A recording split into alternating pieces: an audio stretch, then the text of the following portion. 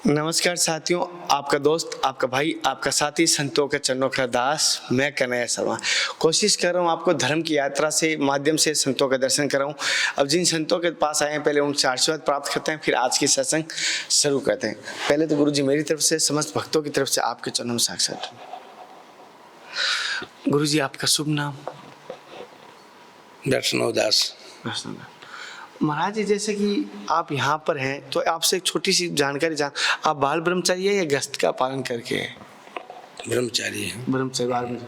जैसे बहुत सारे लड़के हैं स्कूल में, कॉलेज में हैं, वो कहते हैं कन्हैया तेरी सत्संग देख रहे हैं, लेकिन कभी कभी मन में बुरे विचार भी आता है किसी को देखने के बाद। तो हमारे मन में जब बुरे विचार आते हैं हमें क्या करना चाहिए और बुरे विचारों से कैसे बचा जा सकता है?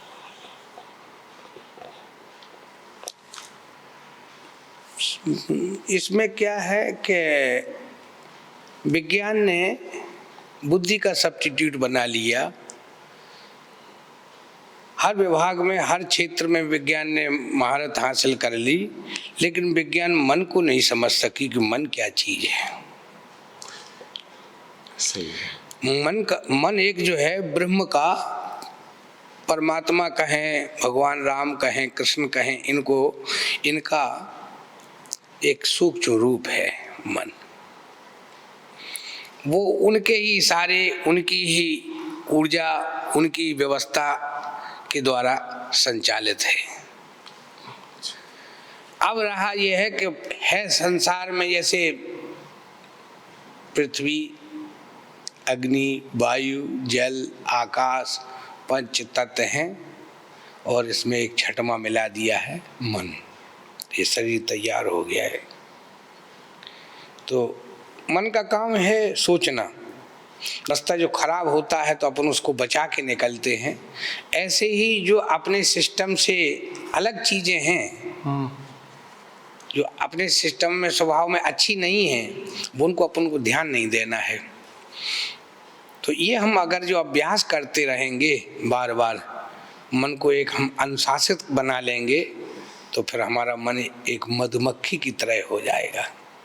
एक मक्खी है, मक्खी गंदी वस्तु पर भी बैठती है और मिष्टान पर बैठती है, लेकिन मधुमक्खी गंदी वस्तु पर नहीं बैठती है। मधुमक्खी मिष्टान और सुगंधित वस्तु पर भी जाएगी मधुमक्खी। तो मन को जो हम अनुशासित सत्संग के द्वारा, संतों के द्वारा, धर्म ग्रंथों के पठन पाठन के द्वारा या सेवा के द्वारा हम मन पवित्र बहुत जल्दी कर लेते हैं। और मन अनुशासित भी बहुत जल्दी करने की शक्ति है हमारे धर्मशास्त्रों में, तो सेवा में है।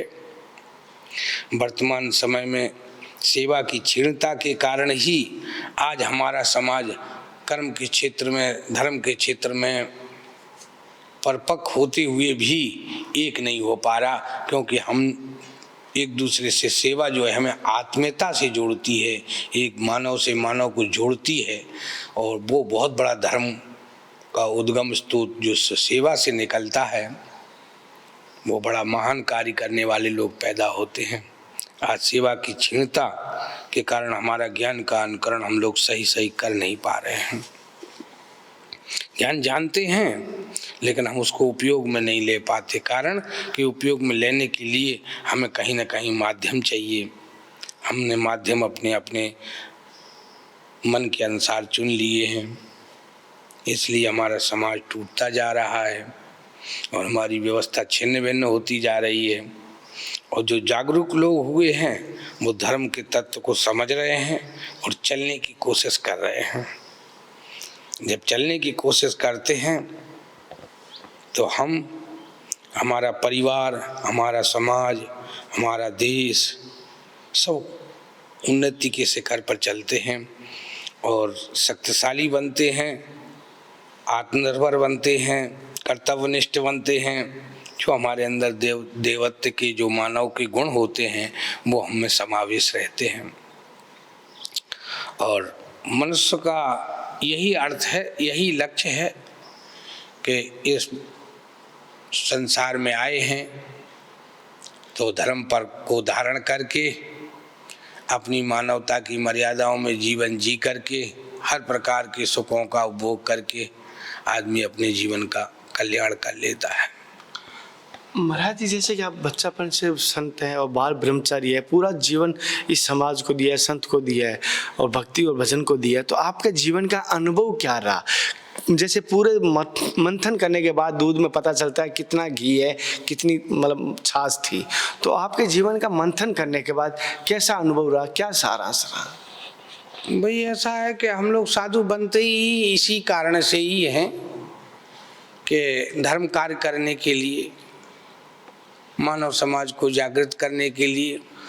वैसे तो अपन भक्ति साधना करना चाहते तो घर पे ही कर सकते थे, इन सब चीज़ों की कोई ज़रूरत नहीं थी, लेकिन अंतःस्थल में दिल में जो व्याकुलता थी, जो बेचैनी थी, जो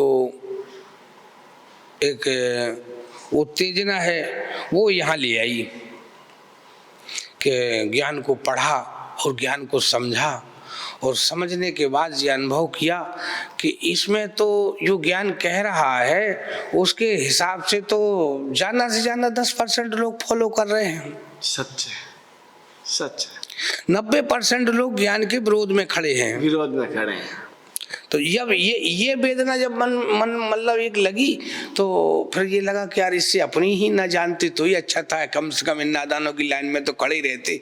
अब जान लिया तो एक अच्छी एक झंझट मोल ले लिया, लेकिन नहीं, वो किसी तरीके से चित्त को समझाएं, मन को समझाएं, वो चीज़ नहीं हो सकी।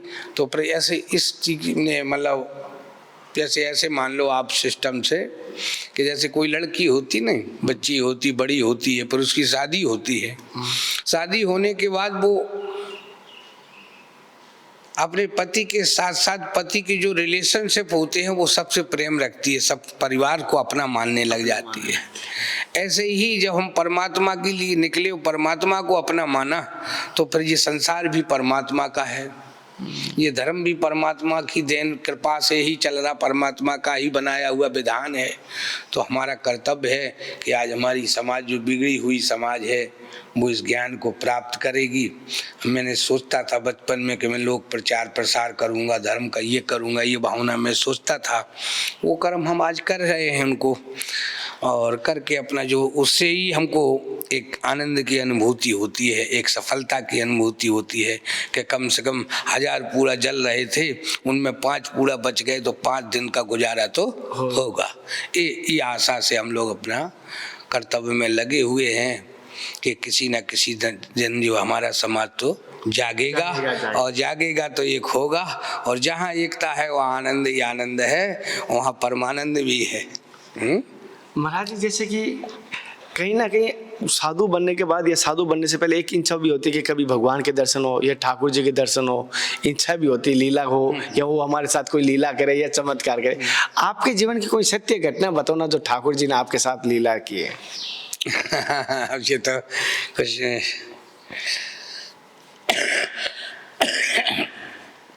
शुरुआती दौर की एक है, इसके बाद तो मैंने ऐसा 2-1 बार ऐसी घटना हुई तो अपने मन में गलती महसूस करता हूँ और पश्चाताप करता हूँ। एक बार ऐसी हुई थी मन में कि मैं अपने घर से भागा था,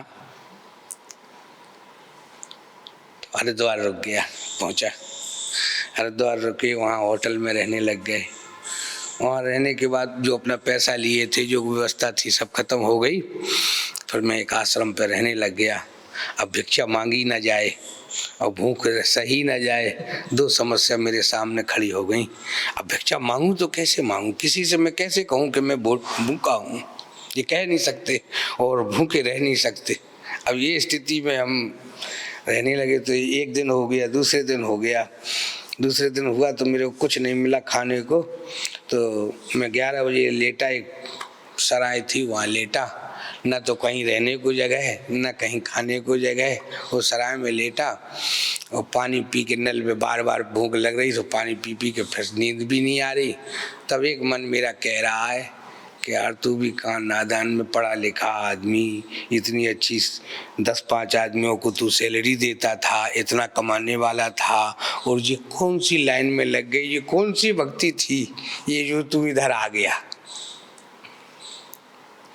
दूसरा मन कहता नहीं नहीं अब तू मेरी परीक्षा क्यों लेता है, मेरे तो भगवान है। तो भगवान ने 2 दिन तो हो गए, अभी तो भगवान ने तेरे खाने को नहीं दिया, भगवान होती तो तेरे को दिखते तो कैसे भगवान है ये। तो ये बड़े बड़े लेटे सोच रहे हैं, मन में ऐसा ये तर्क चल रहा। तो तब तक एक व्यक्ति आया, कंबल ओढ़ के लेटे हुए थे, एक व्यक्ति आया, उसने कहा कि महाराज जी उठिए। मैंने कहा ये तो धर्मशाला है, यहाँ उठने की क्या जरूरत, तुम्हारी कोई सीट थोड़ी है यहाँ सो मैं उठूँ। बोले नहीं आपको भूख लगी है बहुत जोर से। तो मैंने कहा लगी तो है, तो मैं पराठे ले आया गरम गरम। तो मैंने कम्बल के अंदर ही लेटा हूँ, मौन ही खोला, उसको भी नहीं देखा। तो मैंने कहा पराठे ले आए। तो मेरे को तो नहीं खाना, जाने कौन जाति के हो तुम, कौन हो क्या हो, मैं तो नहीं खाऊंगा। तो उन्होंने कहा नहीं नहीं मैं तो देखो साधु हूँ, मैं भी संत हूँ, मैं तुमको लेके आया हूँ, मेरे को महसूस हो रहा था कि तुम्हें नींद नहीं आ रही, करवट बदल रहा है, सो मैंने कहा भूखे हैं इसलिए तो मैं पराठे लेके आया। तो मैंने कहा तुम भी खाओ तो खाऊंगा। कहना अच्छा मैं पानी भर के ले आता हूँ, आप जरा मुंह खोलो बाहर, और मैं पानी लेके आता हूँ। और पानी लेके जब मैंने पराठे नींद में से उठ के और पराठे सारे पराठे खा लिए, बाद में मेरे को याद आया कि यार उसको तो मैंने कुछ खिलाया ही नहीं। तो चलो बाहर खड़ा देखते हैं, तो कोई नहीं, न लोटा रखा है, न कोई आदमी, न कोई व्यक्ति। तब मेरे मन में दुख हुआ कि मैंने आज भगवान के लिए ऐसा कह दिया। आज देखो भगवान को किसी ने रूप में मेरे को भोजन भेजना पड़ा। तो मैंने मन में निश्चय किया अब आज के बाद कभी ऐसा परीक्षा नहीं लूँगा मैं। ये महाराज जी बड़ी अच्छी और सत्य घटना बताई। महाराज जी जैसे आपको साथ बहुत सारे गांववासी भक्त आते हैं, माताएं बहनें भी आपको देख रही है भारत के, तो आप क्या मार्ग कहते हैं, आपकी तरफ से क्या संदेश दोगे उनको सभी को? हम तो यही देते भैया अच्छे कर्म करो, भाई को भाई मानो, बाप को माँ बाप को, परिवार को, सबसे अपने मिलजुल के चलो और बढ़िया अपने मेहनत करो। पढ़ते हो तो पढ़ाई लिखो, व्यापार करते हो तो व्यापार करो, थोड़ा सुबह शाम भगवान को याद जरूर करो। तुम्हारे लिए इतना ही बहुत बड़ा धर्म है, अपने धर्म को ना भूलो। बस इनको मैं यही कहता हूँ कि अपने ईश्वर को मत भूलो, और सब जो कुछ करते हो करते रहो, खाते रहो, पीते रहो, जो चाहते हो जीते रहो। और ये चीज़ के लिए मैं प्रेरित करता हूँ। जैसे कि महाराज जी से हम कोशिश की, छोटी सी सत्संग मिली, आपको आज की सत्संग कैसी लगी मुझे ज़रूर बताना। फिर कोशिश रहेगी अगली सत्संग साथ मिलते हैं, तब तक जय हिंद, वंदे मातरम, हर हर महादेव, जय सीताराम। हे नाथ है मेरे नाथ, मैं आपको भूलूं नहीं। जय गुरुदेव, जय सभी संत भगवान। कोई भूल चुकी माफ कर देना, बहुत समझ के। बहुत बढ़िया बढ़िया बढ़िया, बहुत अच्छा, बहुत बढ़िया।